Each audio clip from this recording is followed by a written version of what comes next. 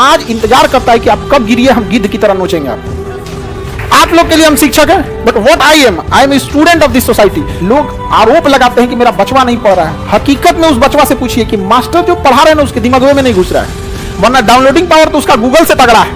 Class 9 से अपने छोटे भाई बहन को शांति से बैठने ही मत दीजिए। आप अगर ग्रेजुएशन करके या इंटर पढ़ के घर बैठ गए रहते ना, तो अभी जिस लेवल पे हैं इससे भी नीचे रहते हैं। Who is Khan sir? Khan sir is a student of society. हमसे कोई पूछता है तो हम अपनी भाई यही बात बोलते हैं। दूसरा चीज क्या, लोग हमसे कहते हैं सर आप बड़ा सिंपल रहते हैं। कि नहीं रे बबुआ, simplicity is the ultimate sophistication. अंतिम, अगर आप मतलब आधुनिकता के चरम पर पहुंचना चाहते हैं, उसी को कहते हैं सिंप्लिसिटी। जितना सिंपल रहेंगे उतना परफेक्ट दिखेगा। दुनिया का कोई चीज देख के देखिए, सबसे सिंपल हो, कोई भी चीज को आप उठा के दे, simplicity is the ultimate sophistication. आधुनिक से भी खतरनाक सोफिस्टिकेशन है, मॉडर्न से आगे माना जाता है सोफिस्टिकेटेड। आप अंग्रेजी में पढ़ोगे सिंप्लिसिटी, तो सिंप्लिसिटी रहिए यहाँ पर। इतना सिंपल रहिए, इतना बुलंदी पर बैठिए कि जब आप जमीन पर बैठे ना तो लोग मजाक ना उड़ाए, बल्कि कहें क्या संस्कार है। आज मोदी जी अगर जमीन पर बैठ जाएंगे तो लोग क्या कहेंगे, प्रधानमंत्री होके क्या संस्कार है, जमीन पे। एपीजे अब्दुल कलाम एक बार ना इस जमीन पे बैठ गए थे, स्टेज पे नीचे। अब पत्रकार लोग सवाल पूछ रहे थे, लोग कहे कि क्या संस्कार है, क्या महान इंसान है, नीचे बैठ गए। अब तू लोग बैठ जाओ नीचे, कहेगा उसी लायक है। बस उतना काबिल बनिए लोग ना कि जब नीचे बैठना पड़े तो लोग हैसियत नहीं बल्कि कहें संस्कार क्या मिला है। और जब माँ बाप को खरीदारी कराने ले जाइए तो कभी कोई चीज खरीदने से पहले ना प्राइस ना देखना पड़े। माँ बाप को पसंद आ गया पैक कर दो, उस लेवल तक जा रहा है। इतना ही पैसा रखो, ज्यादा नहीं आप, बस जितना है माँ बाप लोग दाम देख के आपको खिलौना खरीदवाए होंगे, सस्ता दे दो। हाँ हाँ, हमारे मम्मी पापा पहले दुकानदार कर देता है, छुपा दियो आवता बनल का तो चुरवा देते थे लोग, कहते लुका आवत है। हम कहे हो बेचा गेल का, तो दोपहर में ना आए के चाहिए, बेचा गेल शाम के आवत रहता। हाँ भैया लो जितने लड़कों के छोटे भाई बहन अभी पढ़ रहे हैं या कोई भी रिलेटिव में है, क्लास 7 से उसके ऊपर ध्यान देना चालू कीजिएगा। अगर क्लास 7 तक उसको कुछ भी नहीं आता है तो भी टेंशन नहीं लेना है, पूरा बारूद भरा है उसमें। 7 से पहले पढ़ के क्या कर लिए आप? हमरा तो यादों नहीं है कौन सी था, एगो चैप्टर याद है नॉलेज दमयंती अंग्रेजी का, और कुछ याद नहीं है। अरे उसमें आपको बैठ के सिखाता है कि 4 घंटा 5 घंटा सस्टेन कर लेते हैं कि नहीं। और आजकल का माई बाप सोचता है कि नर्सरी में नोबेल पुरस्कार ले ले और सास का अगर ऐसा ना कोचले रहता है तो उसे बचपना छीन लेता है। कोई एकदम नॉर्मल रखिए। क्लास 7 के बाद उसको टोकना चालू कीजिए। क्यों? क्योंकि अगर क्लास 7 पे नहीं सुधरा तो 8 में बिखर जाएगा, और 8 में किसी को भी सुधर जाना चाहिए। कक्षा 8 तक आपको हरना है, वरना 9th चौपट हो जाएगा। और सोचो 9th ऐसा है ना कि 9th चौपट हुआ तो 10 को चौपट करेगा। यानी ओवरऑल आपके लिए कहां से तैयारी करना है कि लड़का अगर क्लास 7 में भी है तो 50% भी मेहनत कर रहा है तो ठीक है, लेकिन जब क्लास 8 में गया तो अपना 70% फोकस करे। 70% समय पढ़ने में ना लगाए, मतलब जो टीचर बता रहे हैं उसको 70% कम से कम बुझा जाना चाहिए। समस्या ये नहीं है, लोग आरोप लगाते हैं कि मेरा बचवा नहीं पढ़ रहा है। हकीकत में उस बचवा से पूछिए कि मास्टर जो पढ़ा रहे हैं ना उसके दिमाग में नहीं घुस रहा है, वरना डाउनलोडिंग पावर तो उसका गूगल से तगड़ा है। अरे एक बार इंस्टॉल करके तो देखो, कभी डिलीट नहीं मारेगा हुआ। यहाँ पर अब गलती हो जाता है, पगला रहे हैं वहां पर। हम क्लास 7 की बात बता रहे हैं। हमसे एक मैडम थी तो स्कूल में तो मैडम ही लोग ज्यादा पढ़ते, उठो स्टैंड अप, बताओ व्हाट इज इंडिया, भारत क्या है। इंडिया इज ए कंट्री बोलना चाहिए, हम डरा गए। India is a good citizen Bharat एक अच्छा नागरिक है। बताओ ये कभी हो सकता है? हमें ये पता ही नहीं था कि सिटीजन मतलब क्या होता है। बस एक ही चीज का पता था कि इंडिया माने हमारा कंट्री, गुड माने बहुत अच्छा, इंडिया इज गुड सिटीजन। बस डस्टर जो होता है ना मिटाने वाला, वो लकड़ी पीछे लगाता, हाथवा उल्टा करके पढ़ता है तुम लोग यहाँ पे।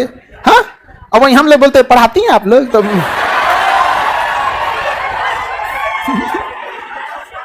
औरों कस के मार देंगे लोग। अरे मत पूछिए आप। शिक्षक वही जो स्टूडेंट के दिल की बात को समझ जाए, नहीं समझे? बच्चों को पढ़ने आग भरा हुआ है, बस इस सबको समझ में तो आ जाए। अब हम आपको मैग्निफिकेशन बोलेंगे, बुझाएगा तुम लोग को? डेली तुम लोग जूम करता है, जूम आउट करता है। अरे हफ्ता में एक आध फोटो तो कोई भी नॉर्मल जिसके पास मोबाइल होता है तो कोनो मोमो खा रहा, अच्छा क्या भाई की राइल है वो होता है। लेकिन क्लास 9 के बाद गड़बड़ी नहीं करना है। क्लास 9 से गड़बड़ हुआ तो खत्म कहानी। और क्लास 9 से अपने छोटे भाई बहन को शांति से बैठने ही मत दीजिएगा, पॉलिटेक्निक में झोंक दीजिएगा। ये मत कहिएगा कि तुम्हें पॉलिटेक्निक ज्वाइन करना है। हम लोग की जीएस का तो हम लोग का कोई लेने देना नहीं था, हम लोग बीएससी करके बैठे हैं। वो तो पिताजी की स्ट्रेटजी ऐसी थी ना कि हम लोग जब क्लास 8 पास किए तो कहें कि अब तुमको गांव छोड़ देना है, अब तुम सैनिक स्कूल की तैयारी करो। तो क्लास 8 में हम माइंडसेट थे कि क्लास 9 में हमको कहां जाना है, सैनिक स्कूल में। अब नॉर्मल लड़का से अच्छा पढ़िएगा तब ना जाइएगा। अब आदमी कंपटीशन करने लगा, यहाँ पे 9th भी पढ़ना है, सैनिक स्कूल भी तैयारी करना है, भले उधर नहीं हुआ लेकिन कुछ तो सीख गए। उसके बाद कहें कि कोई बात नहीं, 9th में नहीं हुआ कोई बात नहीं, इससे अच्छा तुमको बताते हैं। पापा हमको ना बहुत अच्छा से संभालते थे।